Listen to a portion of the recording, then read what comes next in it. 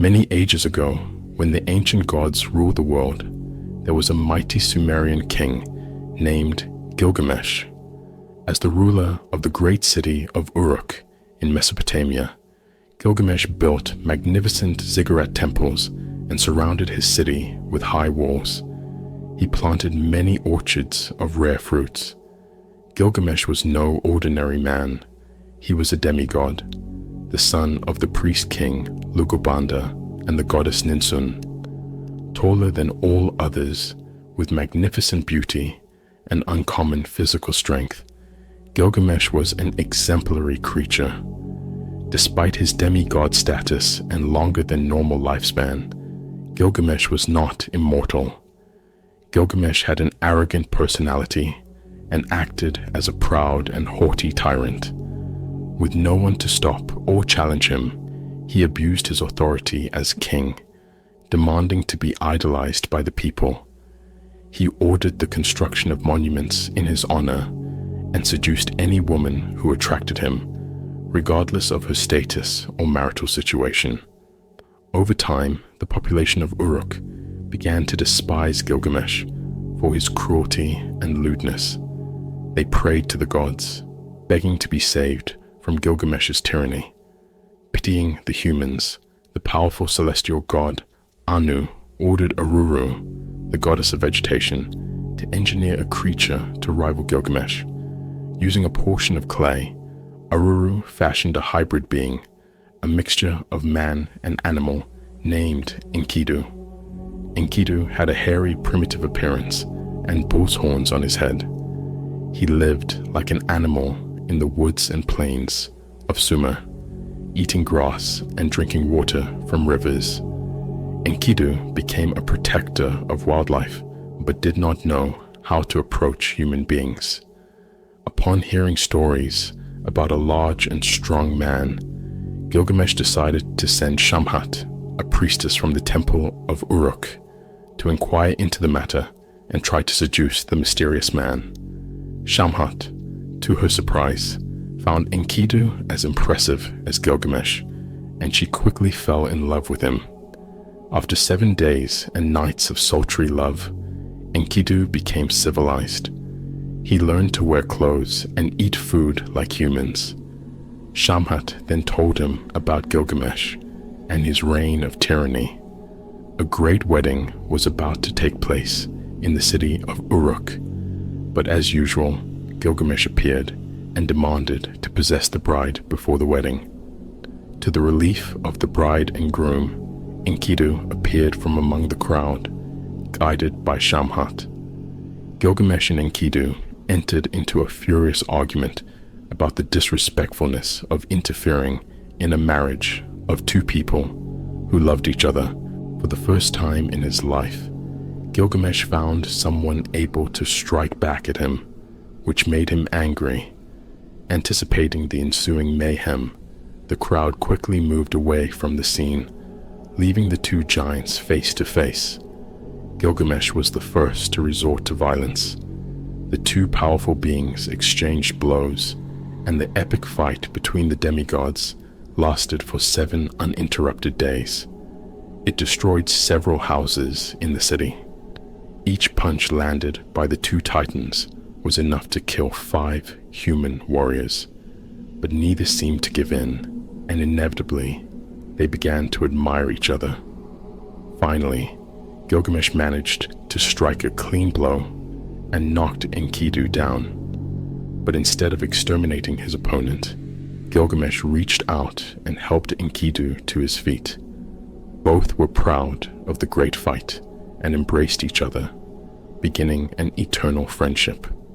From that day on, Gilgamesh became a more just king and stopped tormenting his people. In the following years, Gilgamesh and Enkidu traveled through many unknown lands, having many adventures together. They defeated monsters and heroes of all kinds. However, one thought hovered over Gilgamesh's mind. He knew that the two of them were growing old and would one day have to face death. To immortalize their names, Gilgamesh asked Enkidu to travel to the cedar forest, where the powerful demon Humbaba lived, a being so dreadful and dangerous that even the gods respected him. Humbaba had never left the forest and had not committed any actions likely to provoke Gilgamesh's attack. Still, he had to defend himself against his attackers. When they saw the demon Humbaba, the pair of demigods were paralyzed with terror, for they had never seen such a terrifying creature. Trying to gain courage, Gilgamesh attacked him with his axe. After a few attempts, he wounded the monster, and Enkidu used a spear to deliver the fatal blow to Humbaba's throat, ending the nightmarish bout. Before dying, Humbaba cursed them both, saying that one of them would die as punishment for what they had done. Although Gilgamesh and Enkidu had accomplished a great feat, Humbaba's death angered the gods. Still, they returned to the city of Uruk, where they planned to celebrate the event. But an unexpected guest appeared during the party, Ishtar, goddess of love, beauty, war, and fertility. Impressed by Gilgamesh's handsomeness and strength, she decided to make him her lover. Despite her enormous charm, Ishtar failed to seduce Gilgamesh. He rejected her, claiming that he was aware that all of Ishtar's other lovers had died horrible deaths. Ishtar was furious at Gilgamesh's boldness and swore revenge. She asked her father, the celestial god Anu, for help, begging him to send the most powerful creature of all to kill Gilgamesh and Enkidu. The god Anu sent the bull of heaven to earth to destroy the city of Uruk and Gilgamesh. The bull came down from heaven, bringing with it 7 years of famine and natural disasters such as hurricanes and earthquakes. The people of Uruk quickly pleaded with Gilgamesh and Enkidu to destroy the celestial beast. The huge confrontation between the two demigods and the strong divine bull shook all of Mesopotamia.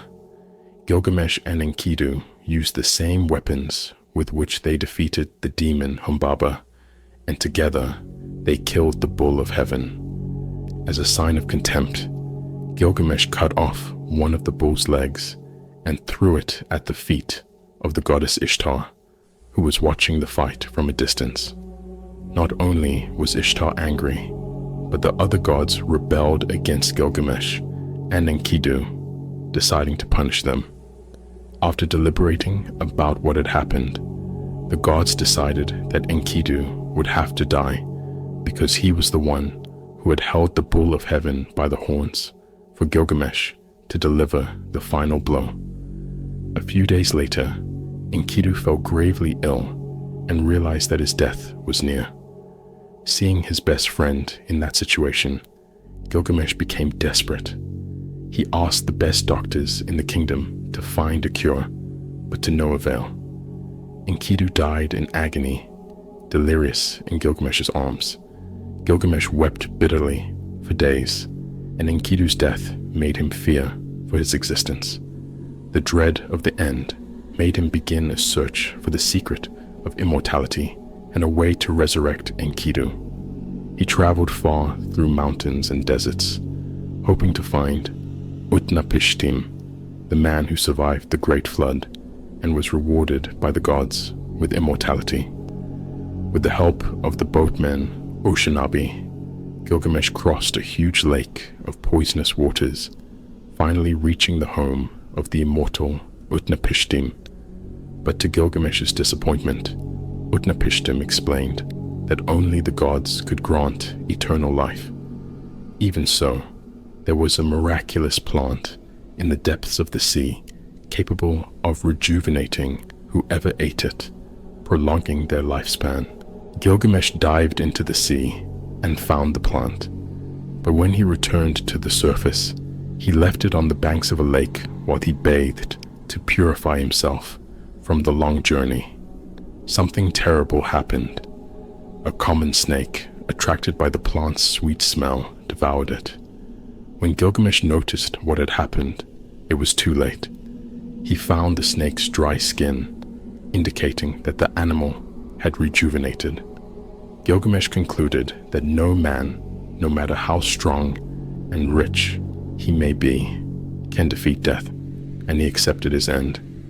He returned to Uruk, and for the first time, noticed how magnificent and enduring his city was. His legacy as a good king would be the closest thing to immortality he could achieve. Gilgamesh decided to draft his story on clay tablets, forever eternalizing the name of him, his friend Enkidu, and the great adventures of both. Thank you for watching. I will see you in the next video.